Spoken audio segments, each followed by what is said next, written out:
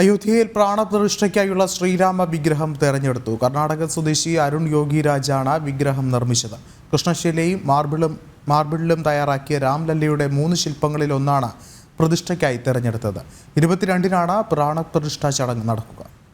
കൂടുതൽ വിവരങ്ങളുമായി ഗൗതം അനന്തനാരായണൻ ചേർന്നുണ്ട്. ഗൗതം, വളരെയധികം നിർണായകമായ ഒരു ഘട്ടമാണിപ്പോൾ കടന്നത്. പ്രതിഷ്ഠയ്ക്കായി വേണ്ടിയിട്ടുള്ള വിഗ്രഹം തെരഞ്ഞെടുത്തിരിക്കുന്നു.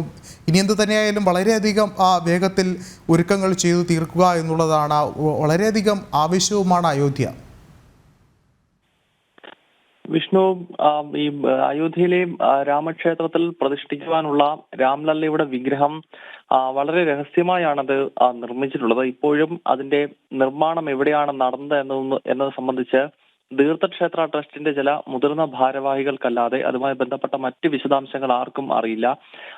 ഏതോ തീർത്ഥഭൂമിയിൽ ക്ഷേത്രങ്ങളിലോ ആശ്രമങ്ങളിലോ ആകാം ഈ ഹനുമാൻ ഭഗവാൻ ശ്രീരാമന്റെ പ്രതിഷ്ഠ കൊത്തുപണിയിലൂടെ നിർമ്മിച്ചിരിക്കുന്നത്. എന്തായാലും ഇന്നിപ്പോൾ കേന്ദ്ര പാർലമെന്ററി കാര്യ വകുപ്പ് മന്ത്രി പ്രഹ്ലാദ് ജോഷിയാണ് ഈ ചിത്രം ആദ്യം പുറത്തുവിട്ടത്.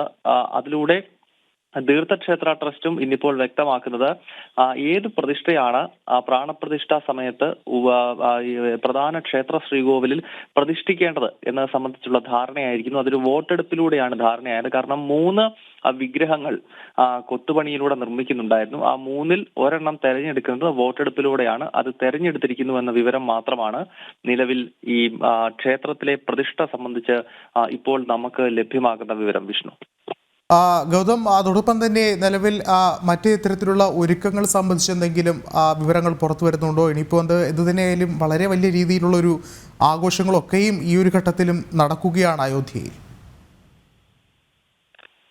വിഷ്ണു, ഇനിയും 3 ആഴ്ച മാത്രമാണ് പ്രാണപ്രതിഷ്ഠയ്ക്ക് ശേഷിക്കുന്നത്.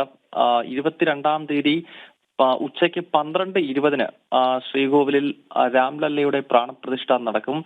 അതിനാൽ ദിവസങ്ങൾക്ക് മുൻപ് തന്നെ അയോധ്യയിൽ ഒരുക്കങ്ങളെല്ലാം തകൃതിയിലാണ്. ഏറ്റവും അവസാനഘട്ട ഒരുക്കങ്ങളാണ് ഇപ്പോൾ പുരോഗമിച്ചുകൊണ്ടിരിക്കുന്നത്.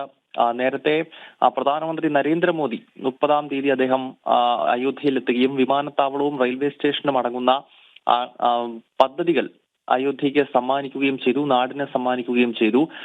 ഇനിയും ക്ഷേത്രത്തിൽ മറ്റ് അലങ്കാരപ്പണികളും മറ്റും നടക്കേണ്ടതുണ്ട്. അത് വരുന്ന ദിവസങ്ങളിൽ നടത്തും. അങ്ങനെ ഒരു ജനുവരി 15-ഓടുകൂടി എല്ലാ പ്രവർത്തനങ്ങളും, അതായത് ഈ പ്രാണപ്രതിഷ്ഠയ്ക്കുള്ള എല്ലാ ഒരുക്കങ്ങളും 15-ാം തീയതിയോടുകൂടി പൂർത്തിയാകും. 15 മുതൽ പ്രാണപ്രതിഷ്ഠയുമായി ബന്ധപ്പെട്ട ചടങ്ങുകൾ മഹാക്ഷേത്രത്തിൽ ആരംഭിക്കും. 22-ന് പ്രാണപ്രതിഷ്ഠയും നടക്കും. അതിനാൽ 15-ാം തീയതിക്ക് മുൻപ് തന്നെ ഇതിനു വേണ്ട എല്ലാ ഒരുക്കങ്ങളും പൂർത്തീകരിക്കും എന്നാണ് തീർത്ഥക്ഷേത്ര ട്രസ്റ്റ് ഇപ്പോൾ വ്യക്തമാക്കിയിട്ടുള്ളത്. വ്യക്തമാണ്. ഗൗതമാണ് വിശദമായ റിപ്പോർട്ടുകൾ പങ്കുവച്ചത്.